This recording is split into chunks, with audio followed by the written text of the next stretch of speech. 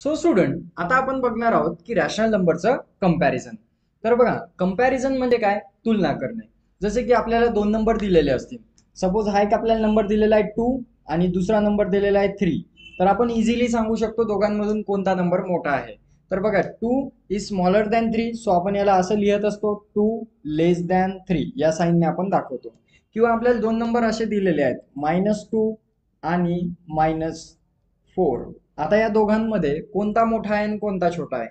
तर बघा विद्यार्थी मित्रांनो, जेव्हा आपण एक नंबर लाईन घेत असतो तर नंबर लाईनवर आपल्याला माहिती आहे झिरोच्या उजव्या बाजूचे जे नंबर असतात, जसे की पॉझिटिव्ह नंबर 1 2 3 4 जे नंबर असतात हे सर्व मोठे अंक असतात.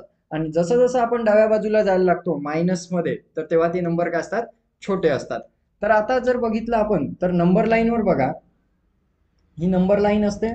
या नंबर लाईनवर मध्यभागी झिरो असतो आणि या साईडला निगेटिव्ह नंबर असतात, जसे की -1 -2 -3 -4 अँड सो ऑन असे चालू राहतात, -5 आणि इकडे हे कंटिन्यू राहतात. तेच जर या साईडला बघितलं तर 1 2 3 4 असे कंटिन्यू चालू असतात. तर आता इथे बघा, हे दोन नंबर जे दिलेले आहेत, तर या झिरो पासून या साईडचे सर्व नंबर निगेटिव्ह हे जे असतात स्मॉलर स्मॉलर होत जातात. आणि इकडे पण काय आहेत, हे सर्व जसं आपण या बाजूला जो झिरो पासून हे इन्क्रीज होत जातात. सो जर आपण बघितलं तर -2 आणि -4, बघा हा -2 आहे आणि हा -4. तर -2 जो आहे तो -4 पेक्षा मोठा आहे, म्हणून आपण याला असं लिहितो. म्हणजे निगेटिव्ह नंबर जेवढा लहान असेल तो मोठा असतो दुसऱ्या निगेटिव्ह नंबरपेक्षा मोठ्या. ठीक आहे. तर आता हे तुम्हाला माहिती आहे, हे सांगायची गरज नाही. पण आता आपल्याला काय बघायचंय? रॅशनल नंबरचं कंपॅरिझन बघायचंय. फॉर एक्झाम्पल, जर आपल्याला नंबर दिलेला आहे 2/3 आणि दुसरा नंबर दिला 4/7. आता हे दोन नंबर दिलेले आहेत. त्यानंतर आपल्याला असा नंबर दिला आहे 2/3 आणि 4/3, हे दोन नंबर दिलेले आहेत. आता यामधला कोणता मोठा आणि कोणता छोटा हे ओळखता येतं का? तर हे ओळखण्यासाठी आपल्याला अगोदर शिकावं लागेल कंपॅरिझन ऑफ रॅशनल नंबर.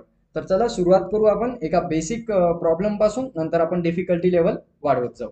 तर बघा, फर्स्ट नंबर आपल्याला एक प्रॉब्लेम दिलेला आहे इथे, -2 आणि -7. तर यामध्ये आपण इझिली सांगू शकतो, जसं की आता ते उदाहरण बघितलं आपण. बघा आता याचं उत्तर काय असणार? कोण मोठा आहे आणि कोण छोटा आहे? तर -2 हा मोठा आहे, म्हणून इथे साइन येईल ग्रेटर दॅनचं -7 पेक्षा. राईट, अशा प्रकारे आपण याला लिहितो. जर आपल्याला दिलेला आहे आता दुसरा नंबर -3, -3, तर बघा दोन्ही नंबर इक्वल आहेत, म्हणून आपण असं लिहिणार -3 = -3, कारण यामध्ये कुठल्याही प्रकारचा लहान किंवा मोठा नाहीये. त्यानंतर तिसरा प्रॉब्लेम घेऊ आपण. बघा, -4 आणि 4 असं दिलेलं असेल तर आपण सांगू शकतो की निगेटिव्ह नंबर हा छोटा असतो पॉझिटिव्ह नंबरपेक्षा. सो मी इथे लिहिणार -4 इज लेस दॅन 4. तर अशा प्रकारे आपण या तिन्ही साईनचा वापर करून संख्या लिहू शकतो, याला कम्पेअर करू शकतो. आता बघा, एक थोडे रॅशनल नंबरचे एक्झाम्पल्स घेऊ आपण. तर आता इथे मी अपॉन मध्ये नंबर्स लिहितो काही, जसं की 2/3, 4/3. आता दोघांमध्ये मोठा कोण आहे हे ओळखायचं असल्यास काय करणार? तर बघा, सर्वात अगोदर बघायचं की याचा डिनॉमिनेटर जो खालचा नंबर असतो हा सेम आहे का. त्या खालच्या नंबरला आपण डिनॉमिनेटर म्हणत असतो. तर 3 आणि 3 हे दोन्ही पण सारखे आहेत. सारखे असल्यानंतर वरचा नंबर म्हणजेच न्यूमरेटर चेक करा. तर बघा, इथे 2 आहे आणि इथे 4 आहे. तर कोण मोठा आहे? 2 मोठा आहे का 4 मोठा आहे? ऑब्विसली 4 मोठा आहे. सो आपण इथे लिहिणार 2/3 इज लेस दॅन 4/3. म्हणजे 4/3 हा मोठा आहे 2 पेक्षा, 2/3 पेक्षा. सो आपण अशा प्रकारे लिहू शकतो. समजलं आता? आता सिमिलरली जर मी नेक्स्ट प्रॉब्लेम घेतो, -2/3, 4/3. आता जर बघितलं इथे तर बघा, सरळ सरळ बेस सेम आहे, डिनॉमिनेटर सेम आहे. वरचे नंबर बघा, -2 आणि 4. आपल्याला माहिती आहे मायनस नंबर हा छोटा असतो, म्हणून -2/3 इज लेस दॅन 4/3.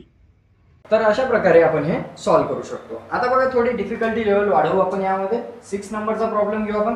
आता इथे जर मी लिहितो -7/3 आणि दुसरा नंबर घेतो 2/4. तर बघा, हे दोन नंबर घेतल्यानंतर आता इथे बघितलं लक्षात येतं की डिनॉमिनेटर सेम नाहीये, म्हणजे खालचा नंबर हा टोटली वेगवेगळा आहे. मग आता काय करणार? तर सर्वात अगोदर आपल्याला करावं लागेल हे दोन्ही नंबर सारखे. दोन नंबर जेव्हा आपण सारखे करू तेव्हा आपण वरचे नंबर बघून इझिली ओळखू शकतो की कोणता मोठा आहे आणि कोणता छोटा आहे. तर चला सुरुवात करू. बघा आता यामध्ये काय करणार आपण, सेम करण्यासाठी बघा आपल्याला 7/3 आपल्याला ॲज इट इज लिहून घ्यावं लागेल. आता डिनॉमिनेटर जे आहे 3 आणि 4 एलसीएम मेथडने सुद्धा सेम करता येतात. तर इथे 3च्या जागे 3 आणि 4 या दोघांच्या टेबलमध्ये येणारा सारखा नंबर कोणता आहे बघा. 3च्या टेबलमध्ये जर आपण बघितलं तर 3 4 जा 12 येतात आणि 4च्या टेबलमध्ये बघितलं तर 4 3 जा 12 येतात, म्हणजे दोघांच्या याच्यात 12 येतात. सो आता मी इथे 12 आणण्यासाठी काय करतो, 3 ला 4 ने मल्टिप्लाय करतो. खाली जर मी 4 ने मल्टिप्लाय करतो तर वर पण 4 ने मल्टिप्लाय करावं लागेल. म्हणजे याचं उत्तर काय येतं बघा, 7 चूक 28 म्हणजे 28 मायनस 28 डिवाइड बाय 3 चौक 12 म्हणजे 3 4 जा 12 असं आपण याला लिहू शकतो. हा नंबर तयार झाला आहे फर्स्ट प्लेसच्या जागेवर. त्यानंतर 2/4 साठी सेम प्रोसिजर करा. 2/4 आता 4 ला कितीने मल्टिप्लाय केलं की 12 येईल, तर इथे आपण लिहिणार 3 म्हणजे 4 3 जा 12 येऊ शकतो. मग खाली 3 ने केलं म्हणून वर पण 3 ने करा. सो आन्सर काय येईल बघा, 2 3 जा 6 आणि खाली 4 3 जा 12. तर आता या दोन नंबरला जर बघितलं तर आपल्या लक्षात येते की बेस हा सेम आहे दोघांचा. आणि जर -28 आणि 6 मध्ये बघितलं तर 6/12 हा नंबर मोठा आहे. सो आपण लिहू शकतो की -28/12 इज लेस दॅन 6/12. 6/12 कोणाचं आन्सर होतं, 2/4च्या जागेवर होतं. म्हणून इथे आपण असं लिहू शकतो देअरफोर -7/3 इज लेस दॅन 2/4. अशा प्रकारे याला सोडवता येतं. आलं लक्षात. तर स्टुडंट्स एक गोष्ट पुन्हा लक्षात घ्या, शॉर्ट ट्रिक आहे, एवढं सोडवायची काहीच गरज नाही. सर्वात अगोदर तर साईन बघा, याचा साईन मायनस आहे, याचा साईन प्लस आहे. तर सरळ सरळ तुम्ही लिहू शकता निगेटिव्ह नंबर हा पॉझिटिव्ह पेक्षा छोटा असतो, डायरेक्टली लिहिता येतं. आणि इन केस जर दोघांचे साईन सारखे असतील तर मग या पद्धतीने सोडवून तुम्ही फाइंड आउट करू शकता. आलं लक्षात. म्हणजे इथे आपला वेळ वाया जाणार नाही. त्यानंतर आता जेव्हा आपण हे डिनॉमिनेटर सेम करतो तर मग हा नंबर चेंज होतो. आता 7/3च्या जागेवर आला -28/12. पण ह्या नंबर चेंज जरी झाला तरी काही फरक पडत नाही, कारण याला सोडवल्यानंतर उत्तर हेच येतं. बघा जर आपण या नंबरला रिड्यूस केलं तर बघा आता इथे -28 डिवाइड बाय आपलं लिहिलेलं आहे 12, याला जर आपण रिड्यूस करतो तर काय आन्सर येते बघा. आता इथे आपण केलं होतं 4 ने मल्टिप्लाय केलं होतं, आता 4 ने डिवाइड करा. 4 7 28 आणि 4 3 12. सो आन्सर काय आलं बघा -7/3. म्हणजे या नंबरला जर रिड्यूस केलं तर शेवटी -7/3 येणार. म्हणजे मेन नंबरला काही फरक पडला का, काहीच नाही. म्हणून याला आपण जेव्हा सोडवतो तर या नंबरला तुम्ही सेम नंबरनं जर मल्टिप्लाय केलं तर त्याला काही फरक पडत नसतो, व्हॅल्यू तीच येते. तर आलं लक्षात कसं सोडवायचं. आता बघा एक लास्ट एक्झाम्पल घेऊ, त्यावरून तुमच्या लक्षात येऊन जाईल परफेक्ट. 7 नंबरचं एक्झाम्पल आहे आता. तर या एक्झाम्पलमध्ये मी काय करतो, 4/5 आणि दुसरा नंबर घेतो 6/10. आता हे नंबर घेतले मी. तर या नंबरला बघा दोघातून कोण मोठा आहे आणि कोणता छोटा आहे. तर याला जर आपण रिड्यूस केलं तर 6/12 ला आपण रिड्यूस करू शकतो किंवा यांचा बेस सेम करू शकतो. रिड्यूस जर केलं तर इथे तरी पण 2 ने डिवाइड होतं, 5 येऊ शकते. बघा दोन्ही मेथडने दाखवतो सोडून. आता 4/5 आहे, मला इथे 10 पाहिजे 5च्या जागेवर, कारण डिनॉमिनेटर सेम करायचं आहे. म्हणून मी याला 2 ने मल्टिप्लाय करणार. खाली 2 न केलं म्हणून वर पण 2 ना करणार, म्हणजे 8/10 असं आपल्याला आन्सर मिळते. तर आता 8/10 आणि 6/10 या दोघांमध्ये कोण मोठा आहे, तर डायरेक्ट आपण सांगू शकतो की 8/10 जो आहे तर हा मोठा आहे 6/10 पेक्षा.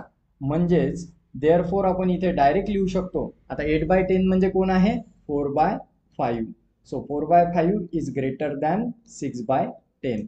डायरेक्ट आपल्याला असं लिहिता येतं. आलं लक्षात. म्हणजे या दोन्ही साईडच्या, आता इथे बेस सेम करायसाठी आपण एकाच साईडने जर मल्टिप्लाय केलं तरी सुद्धा आपला बेस सेम होऊ शकतो. इथे दोन्ही नंबर्स वेगळे होते म्हणून दोघांनाही मल्टिप्लाय करावं लागलं. समजलं आता. हे सर्व प्रकारचे कंपॅरिझन आपले इथे संपलेले आहेत. आता तुम्ही असे एक्झाम्पल्स अजून सोडवू शकता, बघू शकता.